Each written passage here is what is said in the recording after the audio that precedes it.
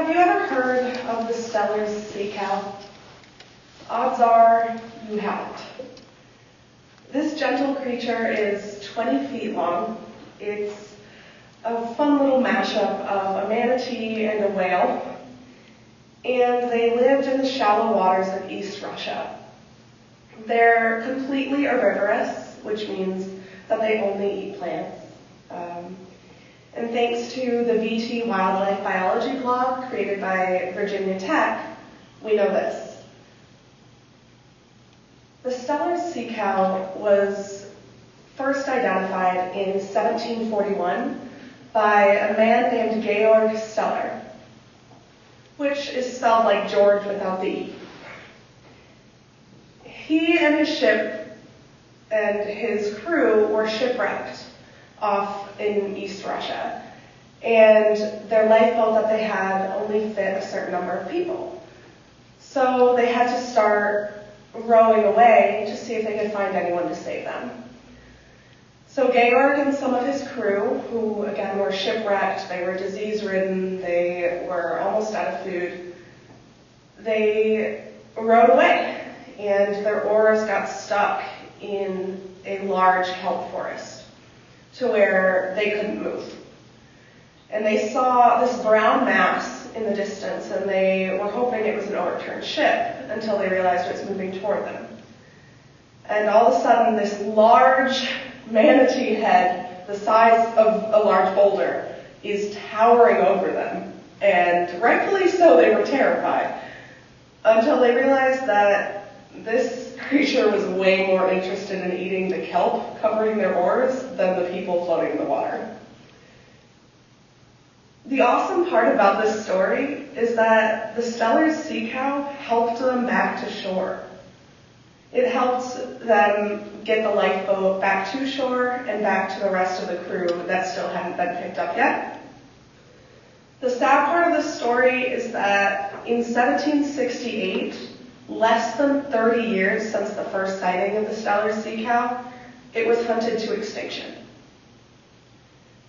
That's a huge statistic. Imagine if the first time you saw a dog,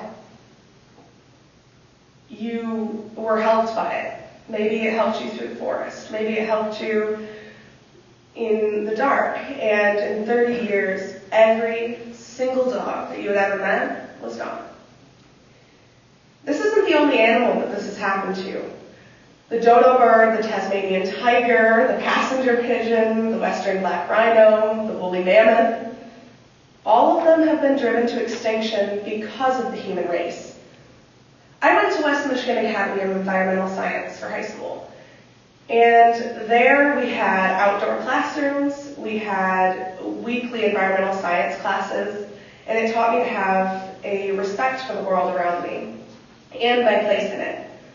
Which led me to my one solution, if I was in charge, that I named Recharging Green. First, we would reboot the ecosystems.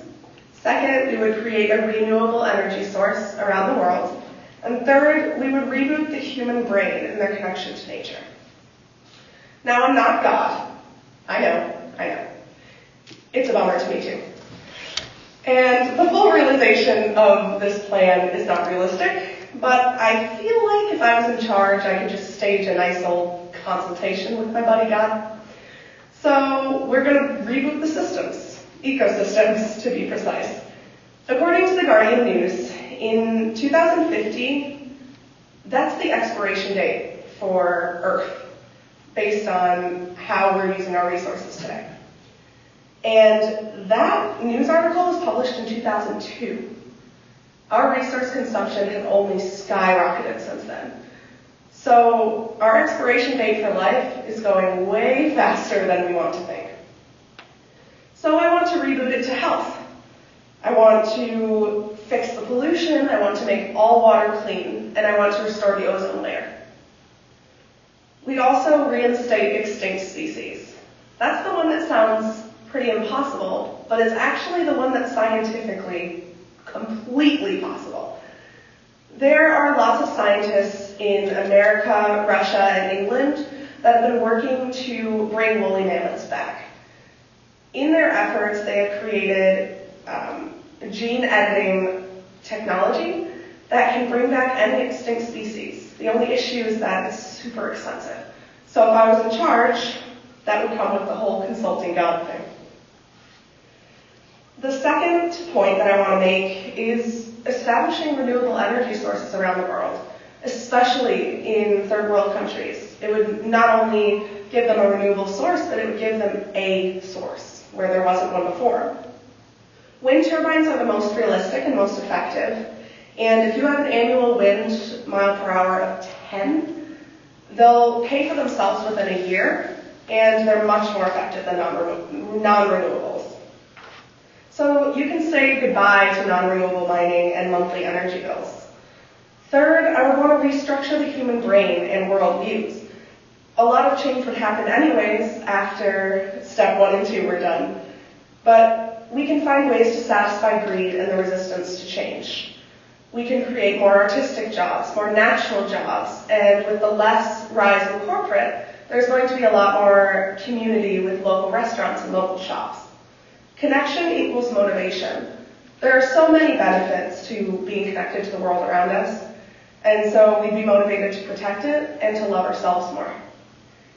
In conclusion, because Earth's future is important to life beyond humanity, we want to restore the ecosystems and make sure that they stay that way. This is just such a beautiful way to save the gift of life that we were given.